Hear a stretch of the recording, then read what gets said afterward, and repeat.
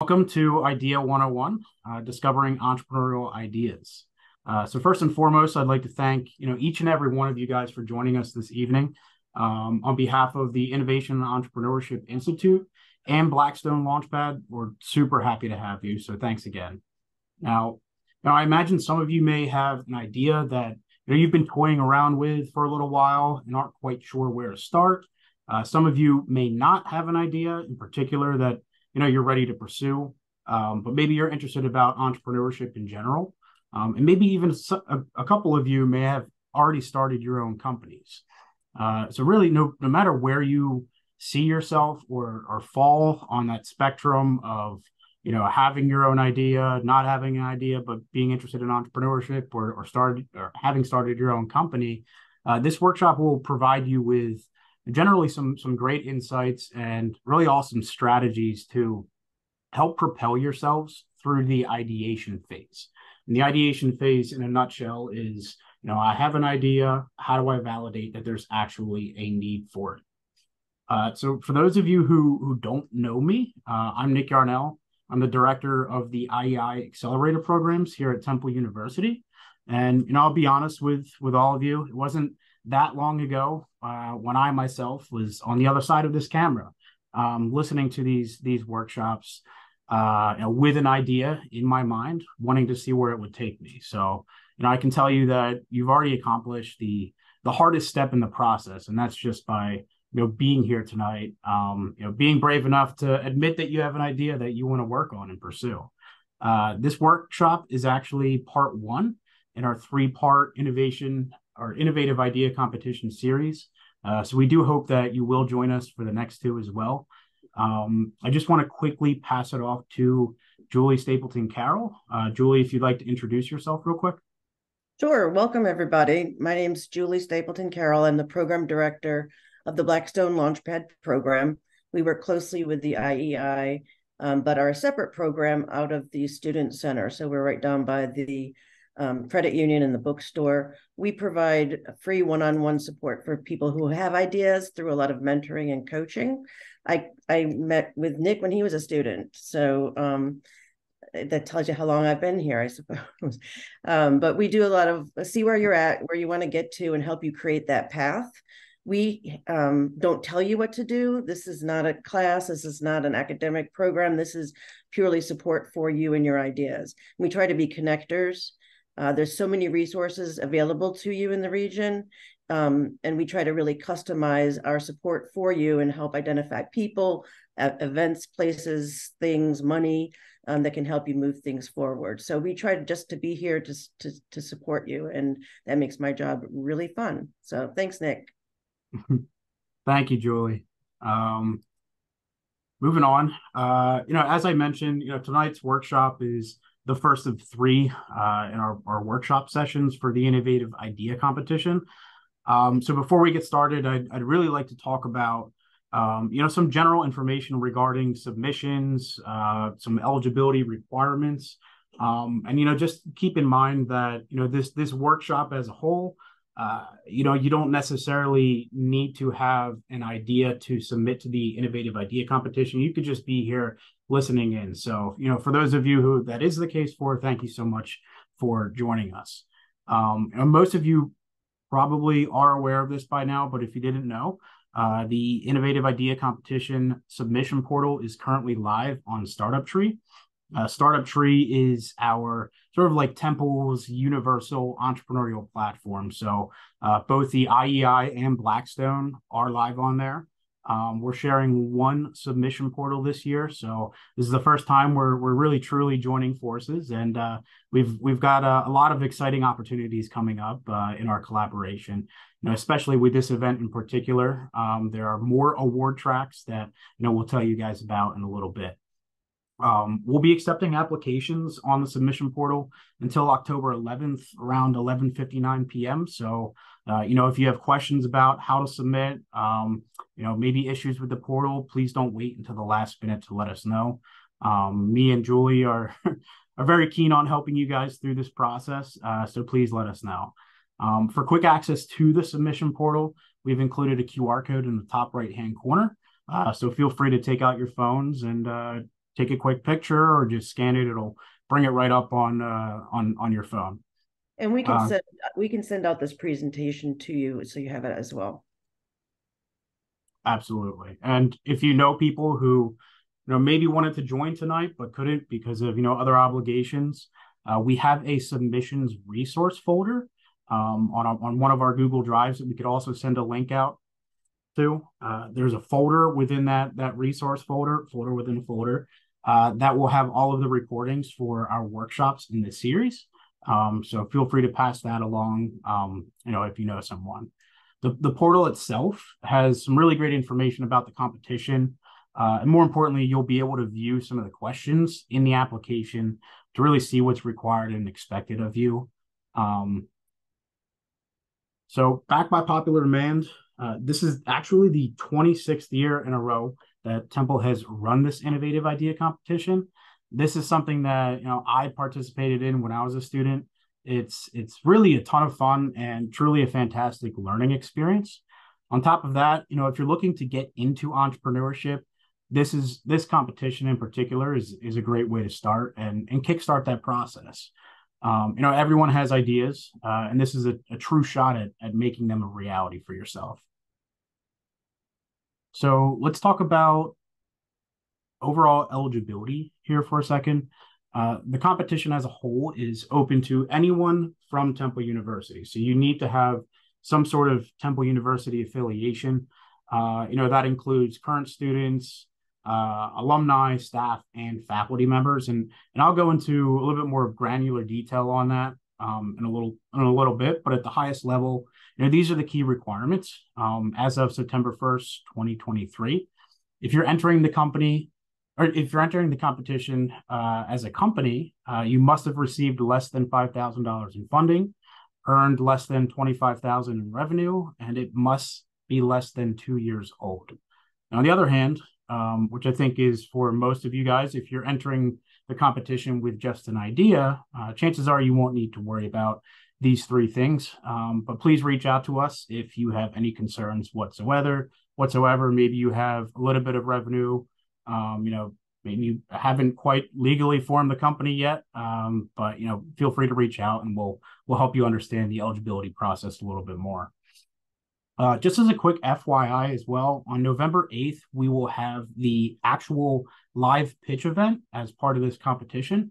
So if you are selected as a finalist after the October 11th due date, we will extend an invite to you for that event. So more information to come on that as well. If you would like to follow along with the rest of our workshops and the live pitch event as well, this QR code, I'm throwing a lot of QR codes out on the board.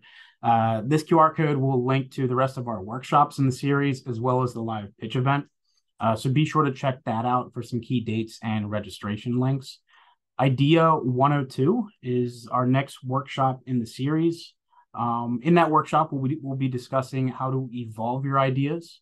And in Idea 103, which is our last workshop in the series, we'll cover everything you need to know about understanding your competition.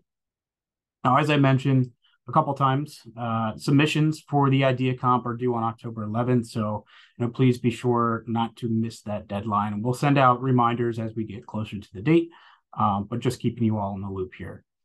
And on top of that, we will be announcing the finalists for each track on November 19th. So please stay tuned for that to see if you are eligible.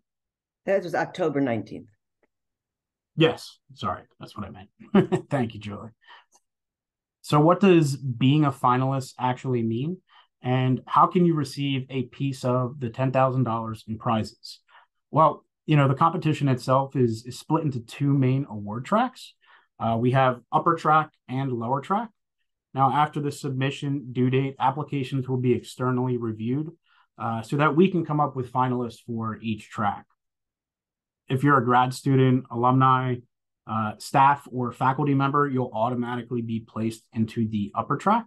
And on the other hand, if you are an undergraduate student, you'll automatically be placed in the lower track.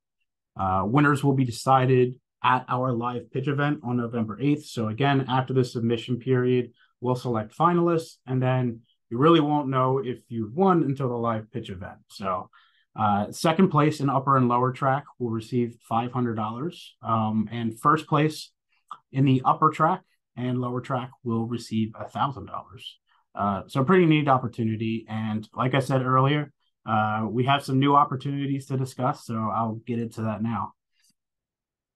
Our grand prize award this year is $1,500. At the live event, we will also select a crowd favorite for a $500 award. And we also have two additional awards. Please check the application on Startup Tree to make sure that you are in fact eligible for this. I believe there's two questions on the application that are optional. But if you think that your idea or your company has a global aspect to it, meaning, maybe it makes more sense for you to launch in Canada or, some sort of international focus to your idea or company, you may be eligible for Cyber's Global Innovation Award, which is $500. Same thing goes for our Digital Innovation Award. If your idea or company falls into the ballpark of, a software platform, a mobile app, you might be eligible for the Digital Innovation Award, which totals out at $1,000. And lastly, as I mentioned, this year we've teamed up with Blackstone Launchpad to offer 4 additional award tracks. These are open to both undergraduate level students and graduate level students. So, just so everyone's aware here, you may only submit to one of the 4 award tracks listed. If your idea doesn't fall into any of the top 3 listed tracks, so that's social and climate impact, health and life sciences, consumer product service, please, don't forget to click the general award track. Everyone is eligible for that. As I mentioned, as long as you are an undergrad student or a graduate level student.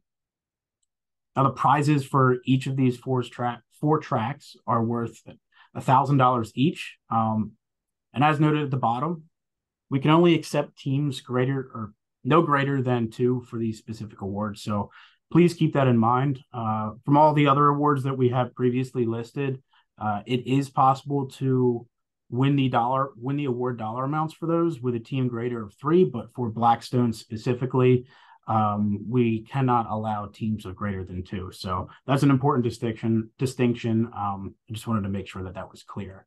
And of course, if you guys have any questions or concerns about where you fall into the eligibility within these tracks, I know it can be confusing. So, don't hesitate to reach out to us. Can I add 2 things, Nick? Yeah, sure. Okay, great. So if you are a winner of the Blackstone, one of the 4 categories, you will be entered then into the national Blackstone competition, which competes with 50 other Blackstone launchpads that exist at other universities across the country. You'd be competing for a $10,000 prize, and you would need to do a virtual pitch. So you'd need a pitch deck, etc. And the second thing I wanted to mention is that you can win multiple prizes. So you could win, for instance, the social and climate impact, as well as the first prize in the undergraduate track, as well as the global innovation track. So there's multiple ways that you can win. It's not just one person winning each of these categories.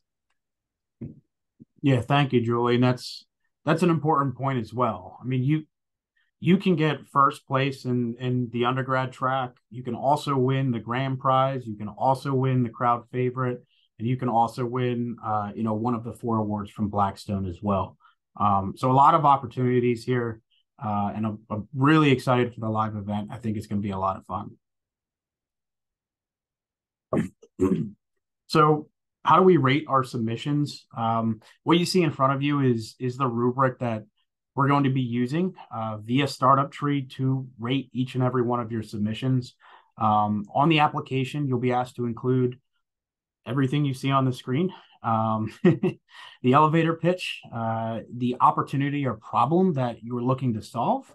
You'll be asked to list out competitors and what people are currently doing to solve the problem that you've identified. And you'll also be asked to briefly describe, obviously, the solution to the problem, your idea, what you'd like to build a company around, your customers, user base, and lastly, with every idea or company, there's some obvious and maybe not so obvious unknowns or challenges that you might have to navigate. So being able to identify what those unknowns and challenges are, and maybe create a plan for addressing them in the future is a key and vital part of this application process. That being said, we do have a submission resource folder, which I've noted before, which is linked through this QR code on the screen. Another QR code for you. Scanning that will bring up some helpful tips for answering these questions for the application, and a couple of more handy things within that folder as well. So some key resources for you to consider. Emily, if you'd be able to, because I don't think I can copy and paste it, but if you'd be able to copy and paste that link and put it into chat, just so everybody has it handy. We have mentors on our Startup Tree platform that you can access every week throughout the year by following that link. You can use the search bar on Startup Tree to look for individuals who are experts in the certain field that, this specific field that you're looking to jump into. You can schedule meetings with them on there. All of them have, or for the most part, all of them have listed out their available work hours for office hours and meeting with individuals like yourself. So please check that out. If you just need a little bit of extra advice to tweak your idea, you have some unknowns to address, they might be able to help you out. Now, on the day of the submission due date, our Entrepreneurial Student Association is also hosting a workshop. It will be primarily geared towards submission and pitch help. That'll be hosted on October 11th from 12 to 1 p.m.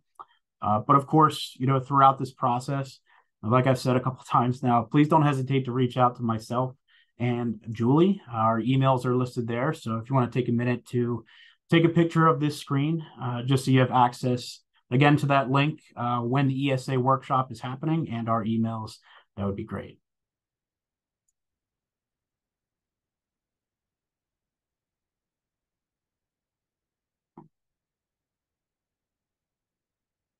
Okay. So next up, we have our guest speaker, who'll be really diving into the topic of discovering entrepreneurial opportunities. Jung is an amazing person. She's an adjunct faculty member here at Temple. As a professor, teaching this to students on a daily basis. She's a startup founder herself. Runs Cocktail Culture, which you can see on her shirt right there, where she holds events basically teaching people mixology. And all the great things you could do with that. Has Jung joined us yet? I know she's just wrapping up a course. She's just about to finish. It looks like she has 2 students still talking to her. Okay. Are there any questions about the competition? Feel free to put them in the chat or raise your hand.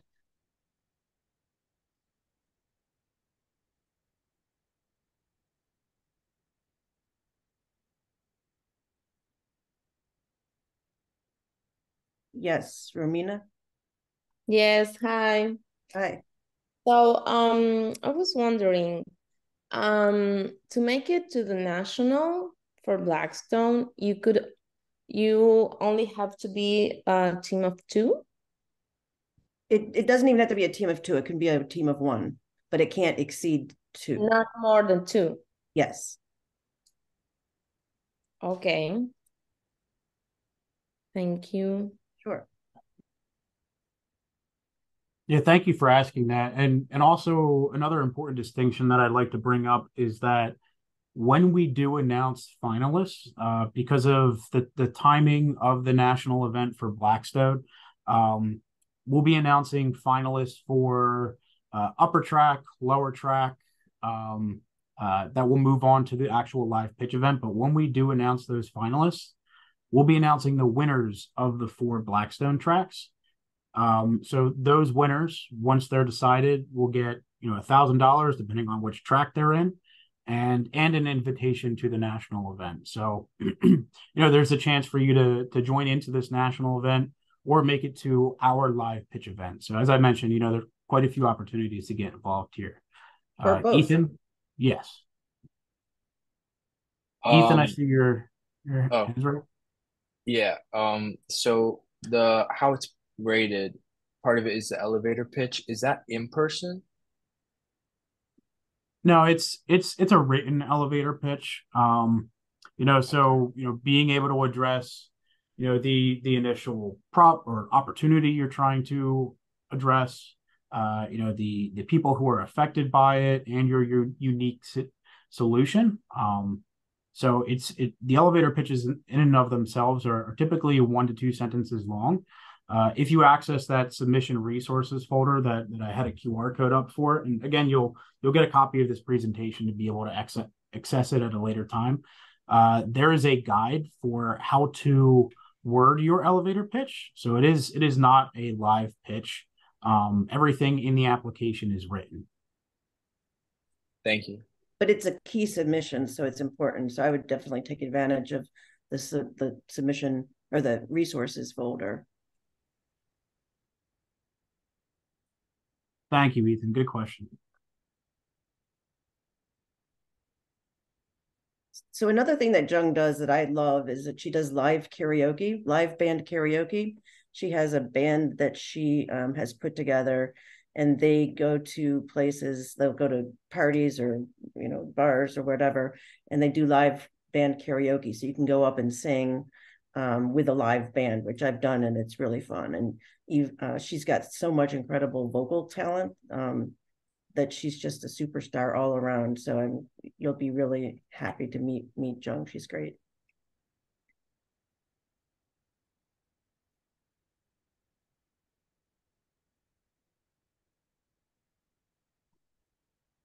So guys, we have a little bit of downtime while we're waiting for Jung to join us. If you have any questions at all, regarding the submission process, am I eligible for this award? Please don't hesitate to, raise your hand or share a question with us in the chat.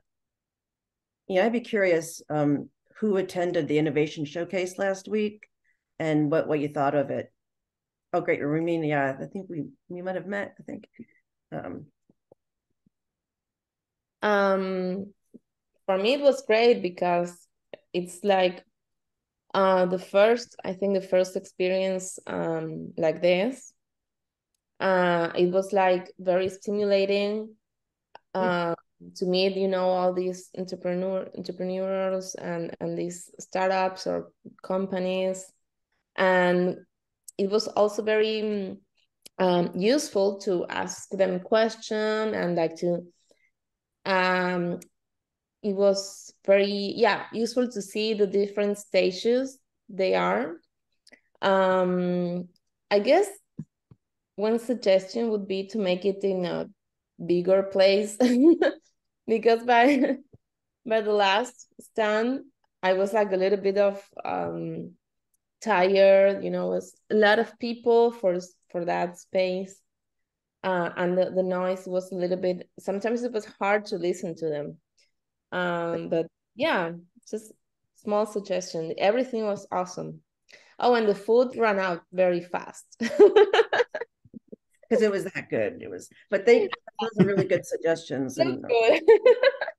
Yeah. Definitely. Ethan, is your hand up? Yeah, I was at that innovation showcase too. I really enjoyed it, talking to the different people and like their ideas and how they came to be, and like to see their prototypes and their actual designs. It was really cool. I enjoyed it. Oh, good. Thank you. Yeah, we had a great turnout. I was really impressed. So we'll take your recommendation into consideration, Romina, about the space issues and the food issues. Mm-hmm. And it's funny. This was actually the first time we've ever had this event. So it was really interesting to see how things would play out for the first time. Being that we were able to partner with Blackstone Launchpad and the Small Business Development Center. So it was, super nice to have all of those Temple or Philly affiliated companies in one space at the same time. Most of those entrepreneurs who are working on those ventures have, heard about one of these departments, but not really associated or spoken to any of the, other entrepreneurs from the other departments. So it was really nice to see, the co-mingling, in our space. Yeah. It was the first time you did this, the showcase? Together. Oh, together, yeah. Yeah, No, we've it done them in the past. But what we wanted to do this year is do it together, because our centers have been historically two different centers and people got really confused. So we really decided to partner and to do a lot of co-programming and collaboration. And I think it went really well. And I think it was seamless for students and faculty and staff.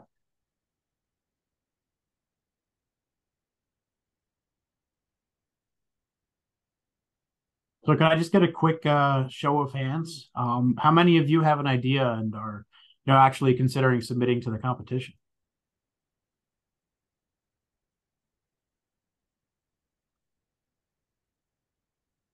Excellent.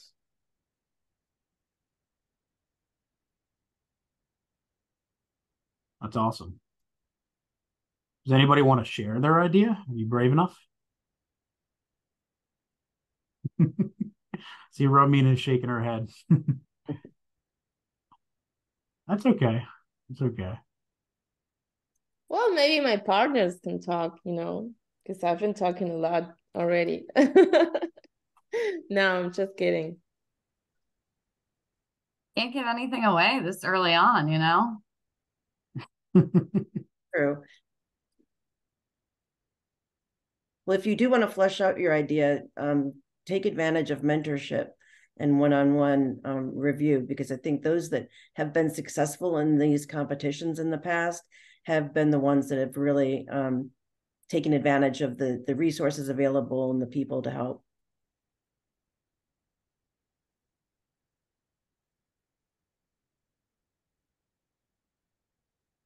All right. It looks like we finally have our guest speaker here.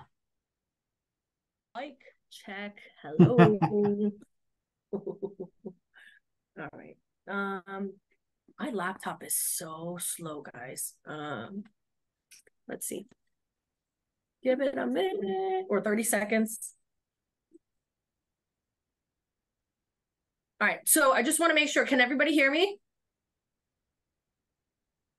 Yep. Okay, cool. Am I lagging? Just a little bit, but your audio is coming in fine. Okay, all righty. Gotcha. I mean, worst case scenario, I'll switch over to my phone because my laptop's being a poopy. All right. So what did I miss? Hello, everybody.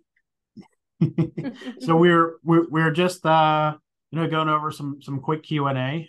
We had some good questions about the Blackstone Launchpad's national aspect to this event. Went over some eligibility requirements. I gave them a quick introduction as to who you are. Julie chimed in there, but I think we can safely pass it off to you at this point. If you want to give us a brief introduction to who you are, kind of your experiences in the entrepreneurial world, and what you've been able to accomplish, that'd be great. Cool. Well, this is really wholesome because I've known Julie for the last probably, oh no, did my Zoom? Okay. I see stuff happening with my Zoom. I just want to make sure you guys can still hear me. Cool. Yep. All right, sweet. I've known Julie for like 8 years. Yeah, from the beginning when I probably had $10 in my bank account, Julie. But for everybody that's in this room, 8 years ago, actually a little more than 8, because the idea started before that. I was bothering the guys at the IEI lab, Blackstone Launchpad, all my professors, and there are all the elements and the reasons why I am here today. So a little bit about myself. Went to Temple, graduated in 2016. I felt really lost in school. I was originally I was a finance major, and then I hated my finance professor. So I switched to risk management and realized I didn't want to hang out with the risk management guys. And honestly, I just didn't find it fun. So I switched to a marketing major and spent all my time with the entrepreneurship program. So I felt totally lost. But I think that's part of the process. When you're in school, like switching majors and figuring out what you're interested and passionate about. So last year, my senior year, I had an idea for cocktail classes. I was a bartender at the time because I had to pay for tuition. I was living by myself and came up with these cocktail classes that people could take for fun. I sat on it for a really long time because I didn't have the resources, never started a business, yada, yada, yada. So I bothered everybody at Temple to give me feedback. So I entered the idea competition, the business plan competition, the Be Your Own Boss Bowl, got my first $5,000. Fast forward, the cocktail classes in that business is called Cocktail Culture Co. We are a booking platform for cocktail classes and whiskey tastings. You blink your eye and it's like a college project to like Best of Philly to a 6-figure e-commerce platform. I don't even know how that happened. And then, after that, when I ended up being in interactive entertainment and alcohol, came across an opportunity for interactive entertainment and music. So like I love karaoke and just didn't really see a lot of live band karaoke bands out here. Crazy story, I ended up starting my own with no music knowledge. Thankfully, I had all the musicians who had the experience. And, that became 5 minutes of fame. So fast forward now, we made our debut at the Kimmel Center last year. Most of our band sales, we used to be a $500 a night cash band. Now, most of our sales swing between $3,000 to $8,500, depending on corporate, birthday parties, weddings. And because I had to learn how to do all the marketing for myself in the beginning, ended up getting really good at social media, email, search engine, website, managing all of this. And right now, I also have a bunch of marketing clients. I have an archery range in Philadelphia. I have a rooftop bar. I just signed on the oldest opera school in America, so that's really cool. And a bunch of stuff. Honestly, I'm going to just stop right there. But one thing leads to another, folks. Right? So that's just a little bit about me. But ultimately, most of my experience is kind of crossed between marketing and events and sales and experiences. Nick, you think I did it okay? Is that enough for an intro? Yeah, awesome. Like I said, audio is coming in perfectly fine, but you are starting to freeze up quite a bit on the video end. But I think that's okay. We should be able to make do. Yeah, thank you so much for the introduction. That was fantastic. Do you want to hop into maybe some ideation strategies or where you want to go with this? Yeah, so ideation strategies. Let's talk about the process of coming up with an idea, guys. And I'll talk about this a little bit more. I know my audio is coming in fine, but I'm sure my faces that are getting frozen on screen are probably not the most attractive, so I might switch my video to my phone later. Actually, they're surprisingly attractive.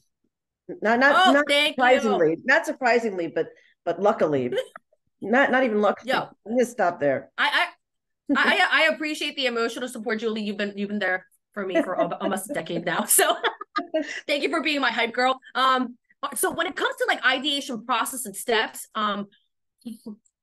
when I first started Cocktail Culture Co., I only had this idea about cocktail classes for fun. Didn't know how to approach it. And that's why I bothered Julie so much in the Blackstone Launchpad, the IEI lab. Like every time they had a workshop, every time Blackstone had a workshop, like it would be in my calendar. So everyone has ideas. So what do you do with them next? Well, so first of all, you got to make sure, I'm going to tell you guys exactly the way I talk. Make sure you're not delusional. And here's the thing, I might think something is really cool, but there also has to be a market fit for it. So there has to be, people that may possibly pay you, be interested, and then also pay you because they might be interested, but what if they don't have the money, right? So there's that. But when it comes to testing your ideas, one of the things that you could do is, aside from workshops here and participating in the idea and Be Your Own Boss Bowl, competitions, workshops, aside from that, there's mentors.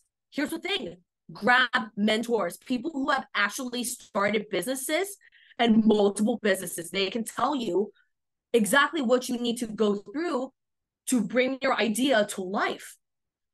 For me to bring my idea to life, it kind of happened like this. Cocktail Culture Co., even though I had the idea for cocktail classes, I didn't have a description for them. So one day, I was holding this idea for so long and just kind of getting mad at myself. I didn't do anything. So one night I sat in, I remember it was like a Friday night, and I just blurted out the description for my cocktail classes. So after I did that, and let me tell you, there were some of like the worst ideas I've ever had. So some of my first draft for the cocktail classes, one of the classes was called Shots and Shooters. Like, what the heck was I thinking? That like people would come to a 2-hour class and drink shots? Like, this literally makes no sense. So anyways, that class ended up getting dumped real fast. But there were still a lot of gems from that initial version. You know, initially I came up with Prohibition era cocktail. So basically you would learn all the old school cocktails, a lot of gin and brown spirits. Guys, I still sell that to this day. Like, we host that class every Friday at 8 p.m. You know, so okay, so maybe the next step that you do is the idea is in your head. Next thing you need to do is actually write it down. And it sounds really simple, but sometimes you just get overwhelmed with your ideas. And, you know, I'm sure a lot of us in this room are some sort of a creative, because if you have a business idea, or if you're interested, you know what, you are making things. You're actually a creative too. So creatives aren't limited to art majors and music majors. There's creativity in business too. So aside from writing it down, okay, next thing you want to do is get a second opinion. And you can get, the first time you get a second opinion, like Blackstone Launchpad, iLab, I mean, these are phenomenal places to go to for your first feedback. Okay. Now, the next thing after you get your first feedback from like Julie, Nick, or, you know, anyone in this Temple Circle, next thing you want to ask Julie and Nick is, hey, I'm ready for another wave of feedback. Do you have somebody specifically in my industry I can connect with? That can be really, really valuable, because I remember when I started Cocktail Culture Co., I was getting a lot of opinions from people who weren't in the hospitality industry, and they didn't know what this setup like legally would be like, you know, what dealing with the staff and the workers would be like, and it was a little bit hard. So I think the next thing you should do is find people specifically in your industry, and then you can also get nitty gritty with like getting feedback about marketing, getting feedback about sales, you know, so you can be a little bit more specific in validating your idea and your assumptions with people who are experienced in that category. Nick, Julie, would you guys like to add anything onto that? What do you think about the ideation process steps? I would add that's where your elevator pitch becomes really important, because you need to be able to communicate your idea clearly to other people in order to get that feedback. And honing your elevator pitch is a really valuable thing, and you'll get that kind of feedback. So look at the submission folder or the resource folder, craft your mission statement based on your idea or your elevator pitch, and then pitch it to people and get their feedback.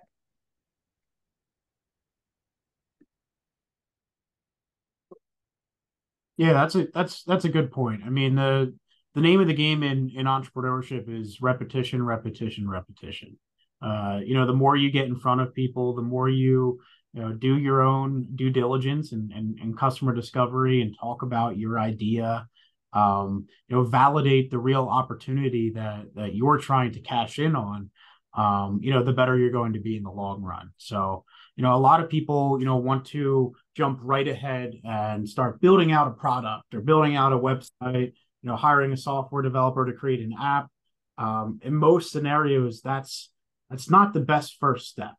You want to do your homework, you know, as well as possible in terms of talking to customers, talking to industry stakeholders, you know, looking at who else is in the market, you know, what other people are doing who are attempting to solve this problem. And even finding out, you know, this is part of one of the application questions as well, even identifying what the current status quo is. You know, people have this problem already. What are they currently doing to solve it? Having a good understanding of those things will propel you pretty far in this process. Jung, I'll throw it back to you. Well, if I could just add Okay, one more cool. thing too, if you don't mind. I hear a lot from a lot of people, I don't want to share my idea because someone's going to steal it. And so it sort of stops you in your tracks from getting that customer validation. My advice to people is to trust your gut. If you're talking to somebody and it seems like they're slimy and they're sneaky, don't tell them your idea. But otherwise, go for it and tell everybody that you meet your idea, because you're going to really hone it and get a lot of information back in terms of things that you might want to tweak with it, things that you didn't think about, things that you might want to eliminate. Yeah, that's a good Yeah. point. You know, don't be afraid to talk about your idea, because that's the only way you're going to come up with answers, right? I mean, there's ways to describe what you're working on without giving away the quote unquote secret sauce. You know, when I launched one of my companies, you know, it was in the ski resort industry. We were building a crowd management platform powered by, you know, artificial intelligence to figure out where bottlenecks and congestion points are at ski resorts, to help ski resorts run more efficiently, you know, ensure that patrons at the ski resort would get more bang for their buck. You know, in an unrehearsed nutshell, that's essentially my elevator pitch. But I didn't give away anything about the technology, what I'm doing on the back end. You know, I'm able to give a quick explainer as to what I'm working on and why it should be relevant to you.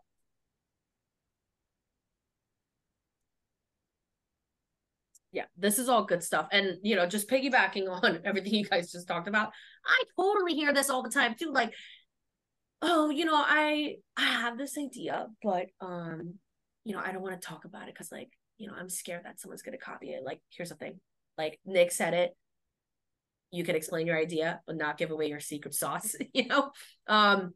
So I wouldn't worry about that. And you know, I will say, if you're talking about it at Temple, if you're talking to Julie, you're talking to Nick. I mean, these are people who are going to support you. So that is never an issue, you know, in this Temple circle. Like when you go to these mentors here, they're here. They actually volunteer to provide value for you. So you know, don't be afraid to go there. I would love to hear first, how many people do we have in this room right now? 18. 18. Okay. So we got 18 people. So what kind of ideas do we have in this room? Because I would love to hear, one, I want to hear what kind of ideas we have. And I want to hear how far you are in the ideation process and the steps. And I want to make some recommendations and have an open discussion about this. So can somebody volunteer about your idea? We can also use the chat feature. I know Emily is monitoring the chat. So who has an idea? And you don't have to tell me like details about your idea, but tell me like what industry you're in.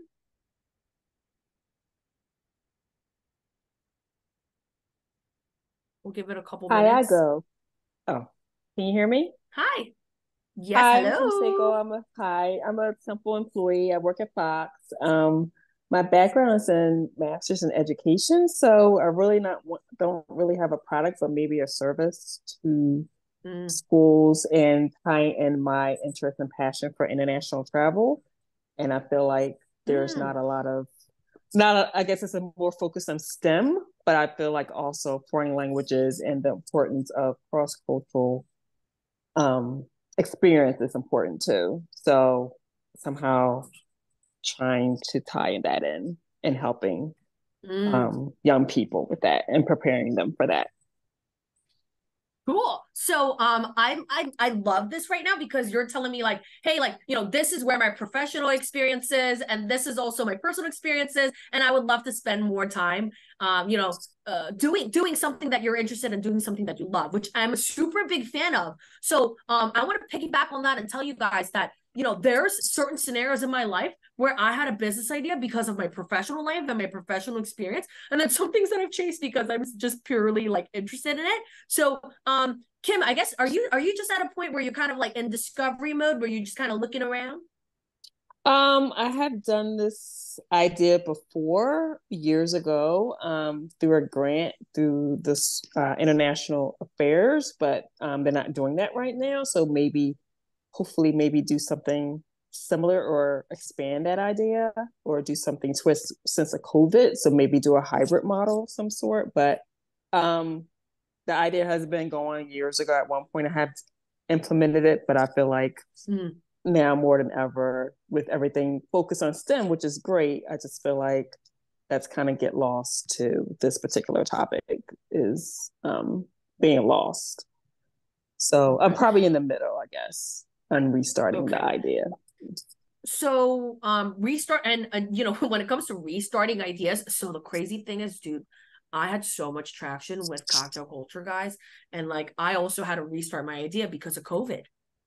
Like I got totally like wiped off the map for like 2 years for actually both Cocktail Culture Co. and 5 Minutes of Fame sales. Like the cocktail classes, the live band karaoke, none of these events were happening. And even like pre-COVID, I only had one marketing client. Now I have four. But pre-COVID, like I had a client in hospitality, you know, so that ended up going bye-bye out the window too. So in your ideation process, okay, so you already had an idea, you implemented the idea. How have you implemented this idea? Like, you know, did you come up with a description of like what you want to do? Has it been posted online, website? Like, what's the ideation process there? I actually, I guess, went old school and kind of recruited people to go into the schools and talk about their international experience and the importance of traveling, international travel. So it could be a virtual, it could be a hybrid. Now, given, you know, with COVID, you know, options of doing an experience virtually if we can't go in person, you know. So it's a possibility to maybe do a virtual program or something like that. Okay, so here's another part of the ideation process and step that I didn't mention earlier. So you just talked about you recruiting people and then literally just talking about it. Talking about it makes a big difference in the ideation process. When I won my first $5,000 from the Be Your Own Bossful, I actually took the last $2,000 of that was spent at the Bridal Expo, and I wanted to do what you're doing. All I wanted to do was just talk to people about it, right? So I went to the Bridal Expo, signed up for a table. I was wondering why a single table in a booth cost me $2,000, and turns out it's actually for all the email addresses and the data that I collect, right? So, you know, one of the suggestions, and you know, my idea I like to throw at you is, you know, next time you're talking to anybody about your idea, if you're capturing anyone's attention, also take into consideration that you should take people's data and you know, email addresses, phone numbers, even if it's their Instagram or their social media.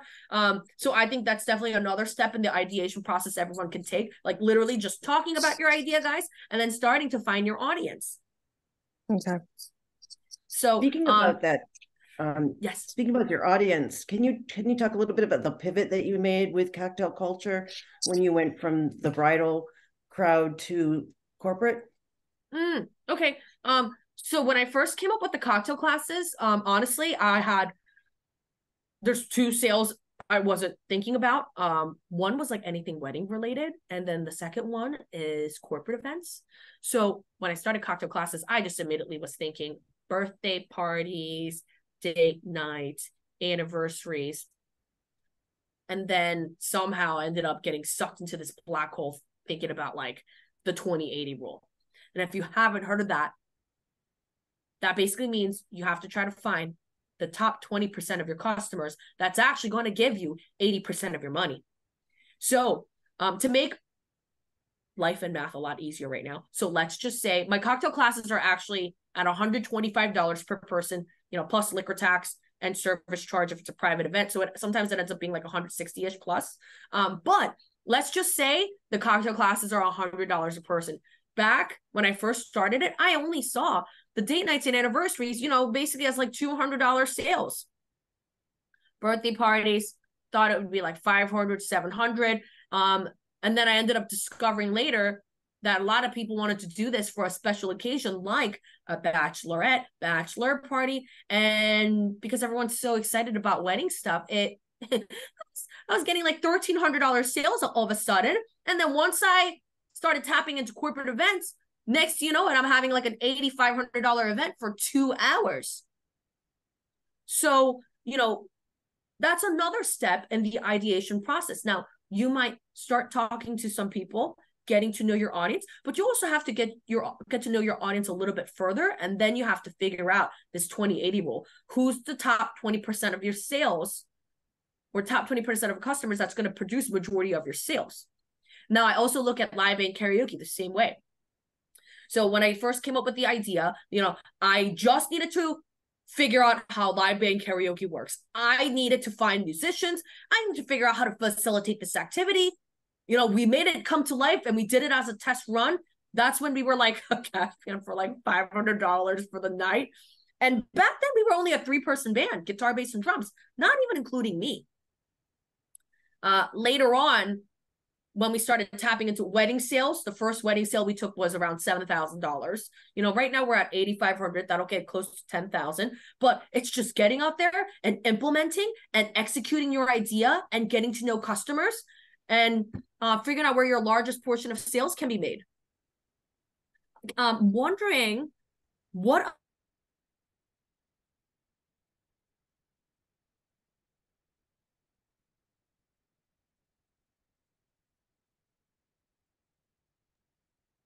Uh-oh. John, are you with us? Yeah, can you hear me? Yeah, you're cutting in and out. Oh, that sucks. All right. I might. Can you hear me okay now? Yeah, I think that's better. Okay. Well, I mean, it's like 6 o'clock. All right. If this happens again, guys, I'm going to try to hop on my phone. But Emily, did anyone else share their ideas in the chat? No? Okay, cool. So let's leave it open in the room. Who doesn't? I want one person to volunteer. Who doesn't have an idea? Because I would love to help you talk about like maybe what elements you have in your life where you may be able to. Oh, Ethan, yes, Ethan's in my class. Oh my goodness. Okay, so Ethan, what major are you? Right now, I'm undecided business. Okay, cool. Undecided business. That's cool. So here's the thing. There's what your major is, and that's like not your identity. Okay, that's not everything like who you are. So what do you like in your personal life? Give me some of your interests and passions. Well, it's not that, okay, maybe I said it wrong, but like it's not that I don't have an idea, it's that I have too many and Okay. I don't know how to decide like which one. Dude. Okay, this is like the best thing that could happen to us. So all right, so let's just talk about like 2 or 3 ideas that you have, right? Like how different are they? Are you saying like one's in music and then like one's in like animals? Like how different are these ideas? They're pretty different. Okay. So Yeah. I'm gonna without knowing your ideas plural in details, I'd love to tell you that if you have a bunch of ideas on your table, guys, okay, so there's multiple ways to approach this. Okay, so one, hey, here's the thing. If you have one that you are absolutely passionate about, yes, I think you should absolutely consider it. I mean, that's just my opinion. But the other side, consider what resources you have and what your experience is. So for example, like one of the things, I'm going to totally make up a wacky scenario for me. Okay. But let's say I wanted to do like something with dolphins, right? Something related to like dolphins. Here's the thing. If I had an idea that was like dolphin and events, I have 10 plus years of experience producing really great results for events. I think that would be feasible for me. Now, let's say I wanted to come up with a training program for dolphins. I don't think that would be a good idea on my end because I don't have much experience in that. And I'm not saying I wouldn't be able to achieve that, but I would have to collect a lot of resources and a lot of people to make that happen. So, you know, and then another layer is how much money you need to start your ideas. So, cocktail classes for me, I don't recommend this, but the first time I did this like 10 years ago, I wrote a description for the cocktail class and then I accidentally ended up selling it. So I got to a point where I was like, I need to buy tools now. And I remember I just used my card to like buy everything that I needed. You know, that's what I needed to just get it started. You look at the band, you know, thankfully we were able to put it together seamlessly because I found a bunch of musicians that knew the materials and they were seasoned already. Now, if it was a different scenario, like what if I wanted to do live band karaoke, but my only access was musicians who only knew like 20 to 40 songs or have less than 3 years, 5 years in cover bands. It would take me a lot of rehearsals, a lot of money to put that together. And Jung, if I could just chime in here real quick, and I know we have another question in the chat which we can get to in a second. You know, when you guys are looking at all the ideas that you've come up with, you know, keep in mind A, the passion behind it, but B, arguably the most important thing is what is the problem that triggered this idea in the first place? You know, as long as you can identify that, the emphasis should be more on the opportunity and problem, not as much so as the idea in general. Because over time, as you work on building a company around this, the idea itself is going to continuously evolve, right? You're going to iterate it as much as possible to make sure that it's meeting this need, this opportunity, it's solving this problem across the board. So, you know, a popular saying I've heard over and over again, you might have heard it yourselves, but you know, don't fall in love with the solution, fall in love with the problem. And that's the best way to success in these, or best path to success in these cases. Yeah, that's a good one. Because my laptop is being poopy, Emily, can you see what questions we have in chat? Can we have like Emily or Nick, somebody? Yeah. Romina asked that you mentioned you won several competitions. Would you be able to expand on that? Give more detail. What ideas did you enter, and how was the process during the competitions? So I only won one competition. So I only won the Be Your Own Boss Bowl. So I entered and I love talking about my failures because it's so necessary. You have to go through failures to have wins. And what I've learned in the last 10 years is, guys, if you're not failing at some point, you're just not participating enough. You're not spending too much time on it, right? So I entered the idea competition my senior year at Temple here, and I was really upset because I didn't win anything. Then I actually realized I didn't even know I was going to get feedback from my idea. So once I got the feedback, I was like, holy smokes, this is worth like so much more money than like whatever I would have gotten in that competition. Because everybody comes from different backgrounds and connections. I'm first generation. I moved here from Korea in like the late 90s, you know, so I basically came here when I was like 7, 8 years old. You know, my parents built everything from scratch here. When we came here, like we were so poor. And, you know, my dad worked really hard to get where we are, but, you know, both my parents never had a college education here. You know, the only types of business owners that they know are very like traditional, common Korean-owned businesses. Like maybe they have like laundromats or like, you know, they have like beauty stores and like little delis. Like I never had somebody who built an e-commerce platform. I never had anyone do something in hospitality. So for me to get all those additional resources, like the idea competition is where everything really started. When I got all the feedback. Now, Be Your Own Boss Bowl, I got 3rd place undergraduate track that gave me $5,000, but I I will say all these competitions, the number one reason why you should enter them is because it'll put you on a deadline. It'll give you all the resources, all the workshops, keep you on track. I'm totally guilty of getting analysis paralysis all the time. I love doing research and I love taking notes. And then next thing you know, I have like 1,000 miles of, I have like 1,000 tabs open and 1,000 pages of notes. And you, being able to follow a structure like all these competitions is a great way to keep everything in bite-sized pieces. Nick, what's your opinion about what people go through the competitions and how that helps their ideation process? Yeah, good question. And great anecdotal remarks as well. I mean, I went through the competitions as a student myself, and to be honest, I didn't make it as a finalist the first couple of times that I entered. But one thing to note is that regardless as to whether or not you make it as a finalist in any of the competitions that either the IEI runs or Blackstone Launchpad holds, you will get feedback regardless. So even if you don't make it as a finalist, you still have, a pathway forward.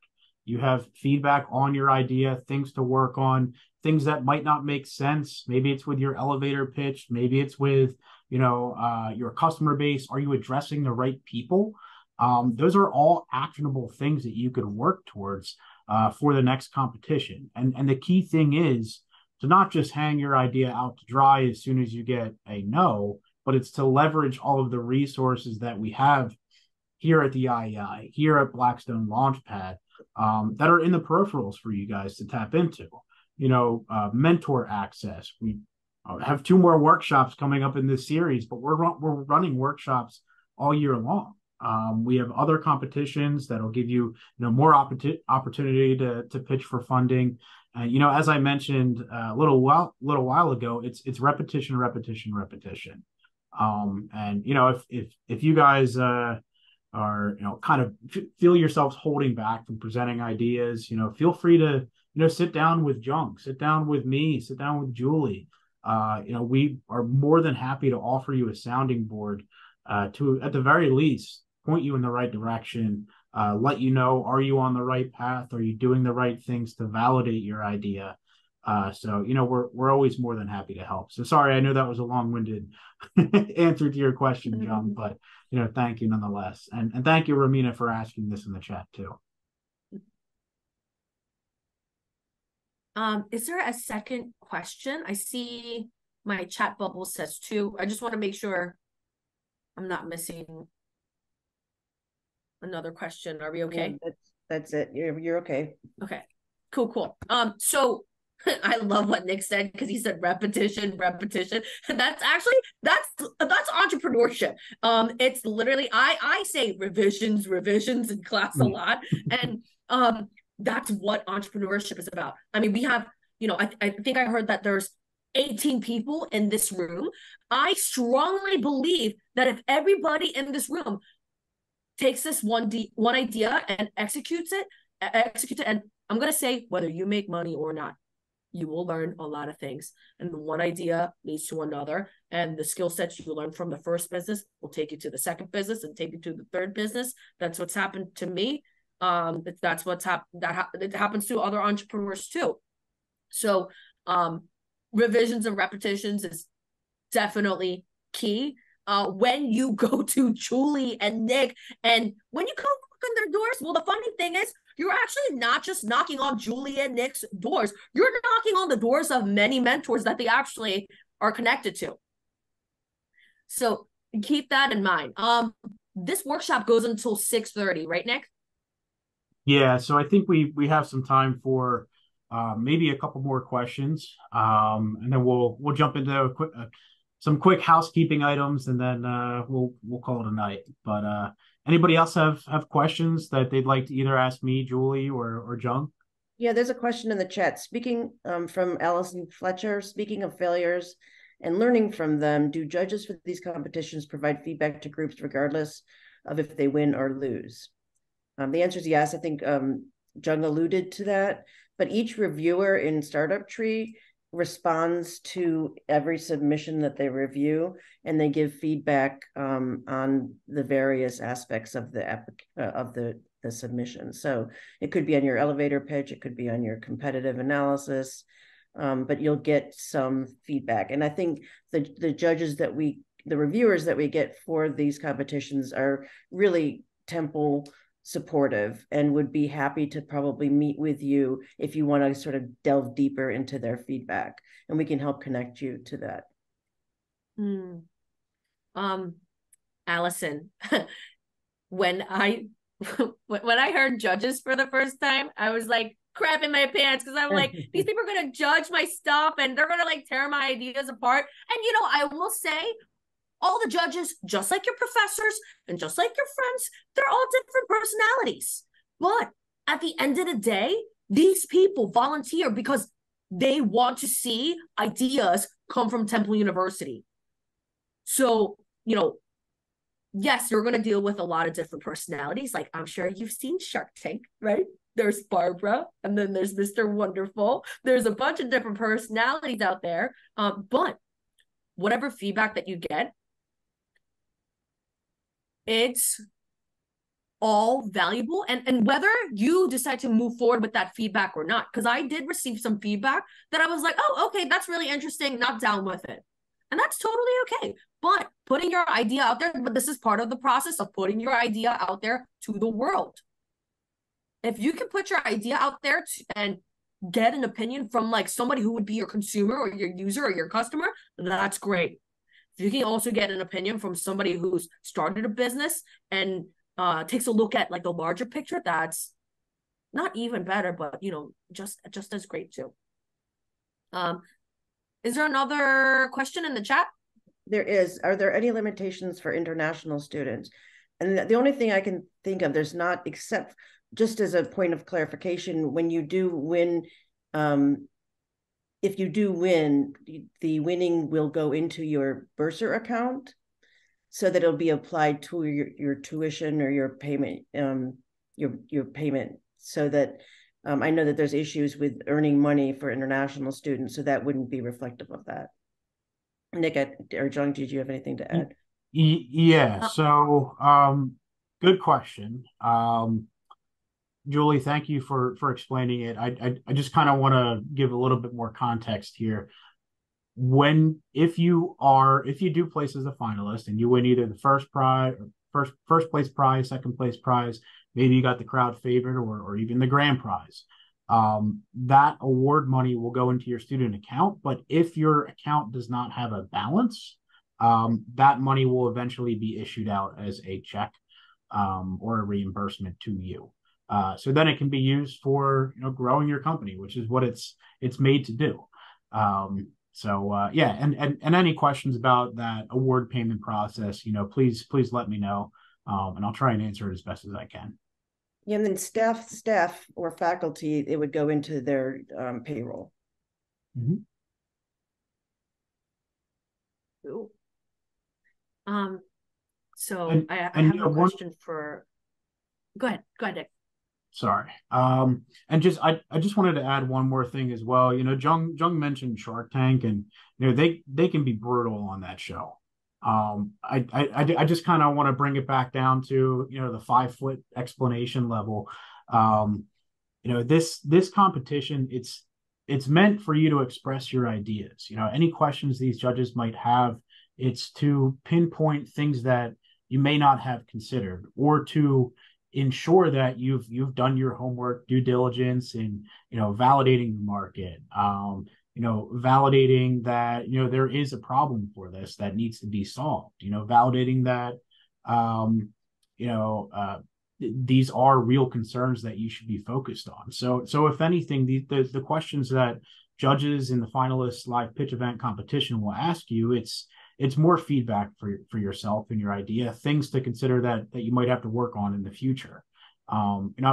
Judges might ask you really hard questions because you haven't thought of them, but that's okay. And just try and preemptively think of some of the weaknesses in your idea or business model so that you can better come prepared to this competition to answer those questions.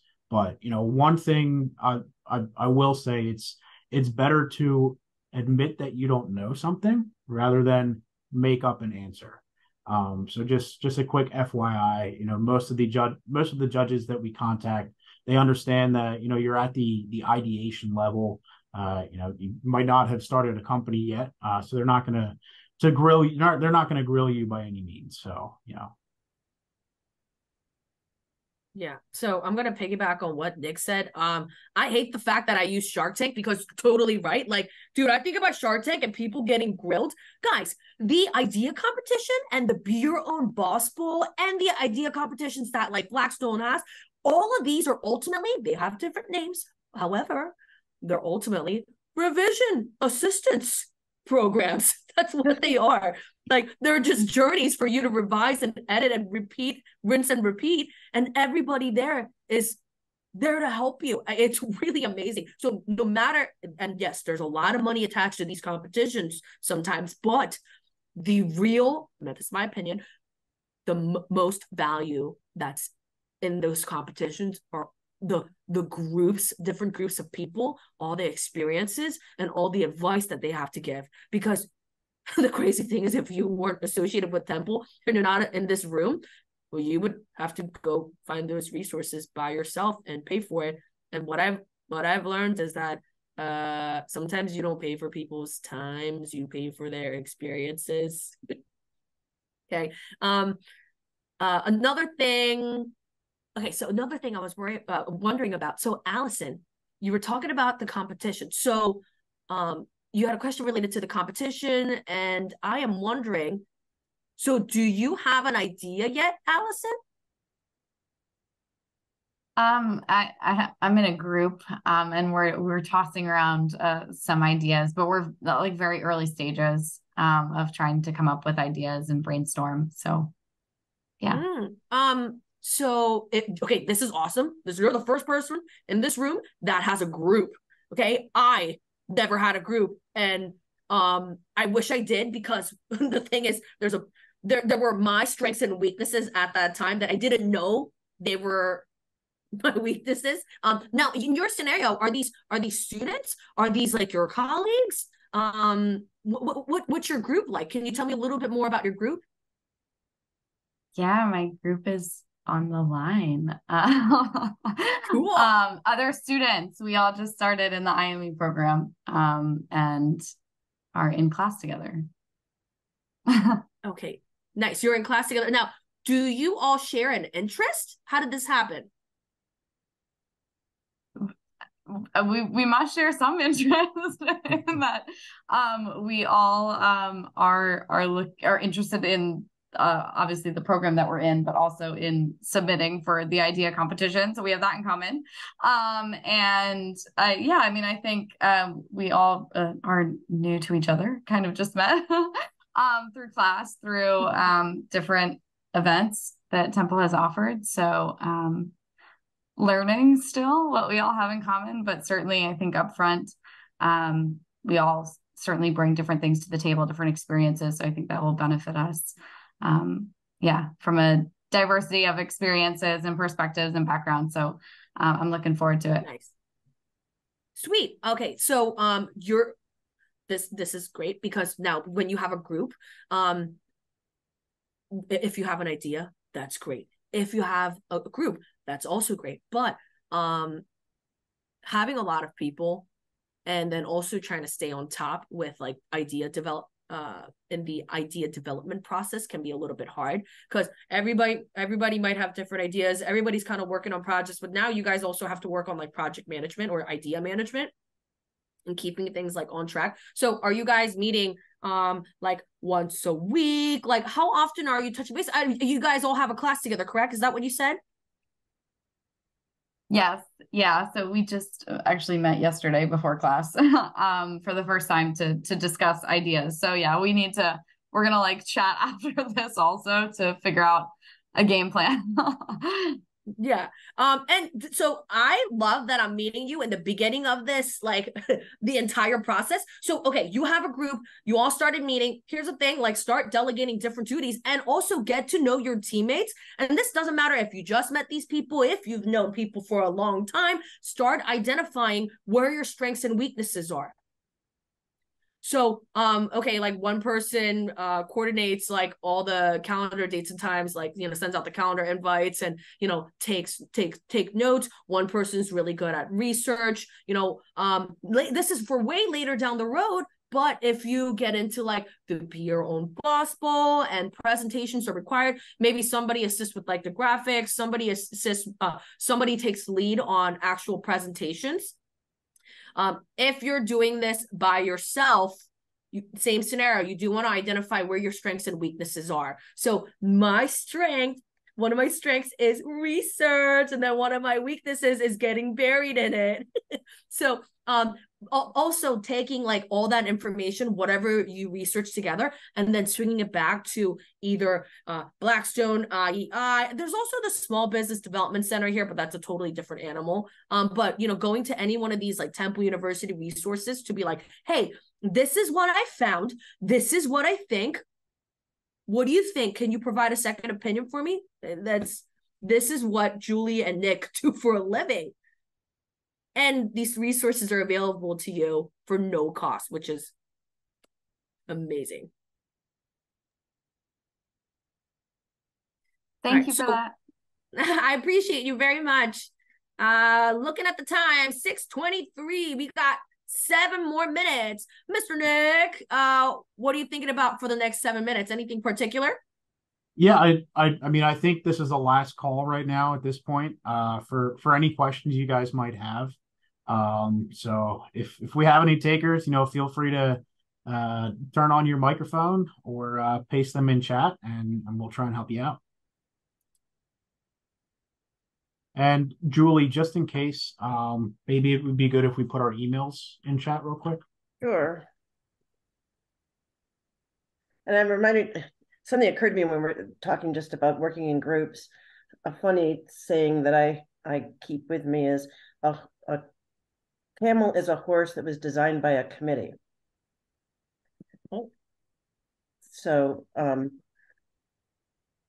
so it's, you know, if you've ever written a group paper with people, it's a challenge. It's easier to write by yourself. So keep aware of that and make sure that you're all communicating with each other and all have the same understanding.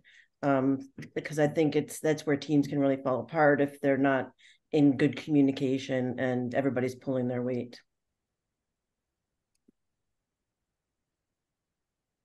Yeah, I mean that's a good point to note. You know, and in a similar fashion as you're going to, you know, work through your ideas to identify gaps.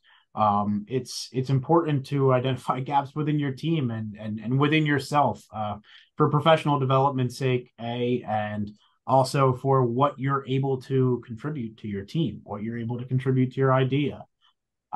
So, you know, identifying those as early as you can is pretty important. So, yeah, Julie, thanks for putting your email in there. My email's in there as well. Ethan asked if I could write my office hours down. Guys, I'm relatively new to this position. I'm in for, I think, this is my 11th or 12th week now. I theoretically should have office hours written out, but I don't. So please follow up with me via email. If you'd like to schedule a meeting with me, more than happy to answer, you know, anytime. So thank you, guys. The same, you can either email me, or if you go into Startup Tree, you can actually schedule specific appointments with me and you can see my calendar there. All right, so this has been amazing. While we have everybody on for like the next 5 minutes, you know, everybody in this room is probably at different stages. Like, you know, maybe you have an idea, maybe you have like a couple, maybe you started working on idea, and you know, everybody has different journeys. Now, maybe you're coming across an idea because making up a scenario, you work at the library and you see that something is wrong, something can be done better, right? Or maybe you have a passion for or maybe love going out to concerts and you think like operationally things could be better. just be open to ideas and be okay with the fact that you will have, if you're in this room, it's because you're going to have an idea. You have an idea. Like, here's the thing. You're going to have hundreds of ideas and there will be bad ones. And you might start with an idea like cocktail culture, guys, was not a great idea. You know, I didn't make money the first year or the first 3 years because I didn't have everything. I didn't have everything in the beginning. It took time to build that, and that's totally okay. You know, my experience with cocktail culture, just to kind of put things like in reality, I love sharing like my beginning numbers because it took such a long time. So first year that I decided to like come up with this like idea, I remember back in college, like I made $5,000. Well, first of all, the first sale called me and I wasn't expecting on anybody to call me. So I didn't know how I would even take their money. I just like took the credit card information like on a piece of paper and then I ended up swiping it at the bar. And you know, I decided to move forward with that idea. And like that year, I remember I made like $5,000 for the year. And let's be real, that's not a business. That's a hobby, right? But it was the beginning of something. So, you know, the next year I was like, oh, you know, I think I could spend more time on this and I think I could revise it a little bit more. And I signed up for it and I made 15,000, you know, and then the year after that, I was like, well, I'm just going to do it again and see what happens. It ended up being 35,000, you know, fast forward, you know, it ended up being like a 6-figure e-commerce brand. And then I always think about day one and I like never thought I would be like a booking platform or be in e-commerce. Like I just, on the surface, it seemed like cocktail classes for fun. You know, so respect where your idea is right now, respect where your interests are, and just be open and have a great time. Yo, Nick, Julie, me, everybody associated with like the entrepreneurship program here, like we're all crazy people that with big pom-poms that always tell you like, here's the thing, whatever you're interested in, you should absolutely go for it. You know, there's all different types of entrepreneur personalities here. Dude, maybe you want to build the next Facebook, maybe you just want a lifestyle business, right? And maybe you haven't decided and you don't know, and that's totally okay. We're on our last couple of minutes here, so I would just like to take a second to thank everybody. Thank you so much for putting this together and providing these opportunities for Temple, because kids like me 10 years ago, like when I had absolutely nothing, this is how we create some really amazing things and amazing relationships and friends. So thank you so much. Oh, Thank you so much for joining us. Your conversation with everybody has been great, and you know, obviously some great questions being asked in chat and even better answers answered by you. So thank you again for joining us. You know, we're all very happy that you could join us today. So thank you. Yeah, great. Thank you so much. Have a good. And if everybody could just hang on for a quick 2 seconds, I just have a couple more slides I want to run through here. Can everybody see my screen? Yep. Okay, perfect. So there we go. So 2 quick things. Just one, a word of caution. You know, as you're building out your ideas, try to not spread yourself too thin. And what I mean by that is, you know, say for example, you're building out a platform that, I'll use my company as an example. So you're building out a platform that monitors congestion at ski resorts. Don't go crazy adding in all of these features and benefits that tag on to your initial offering. Try and keep that as, you know, streamlined and concise and tailored as possible to the true value that you bring. You know, adding in all of these features and benefits might confuse people, and you know, you there's a potential to come off as unfocused in that regard. Another thing is to, you know, when building out these ideas, launching companies, you know, we've obviously spent a lot of time talking about that. But to me, entrepreneurship is more so a mindset than anything that you can use, you know, throughout your professional career, whether you're, you know, starting your own company or working for a corporation, maybe it's another startup, maybe it's a nonprofit organization that, you know, you've been able to identify an innovative twist on to help them out. That's all part of the mindset. So, you know, try and cultivate that as much as possible in whatever you do moving forward. So just a quick reminder, you know, submission portals are open right now on Startup Tree. There's the QR code again for you guys. If you're not aware, The IEI has a physical space on 1810 Leacourse Walk, which is directly adjacent from Alter Building, or which is Fox's School of Business. You can obviously work on your ideas here. You can come eat lunch. You can chat with me, chat with any of our awesome faculty members or student workers. Do schoolwork. This is where we have a lot of events and workshops. Obviously in a physical setting. So that QR code will take you to our sign up page. I'll be notified when you filled out that form, and then we can give you access. And I think this is maybe the last slide. Julie, did you want to cover this real quick? Yeah, this is just a little bit about the Blackstone Launchpad. It talked about one-on-one mentorship. We have events that we run as well.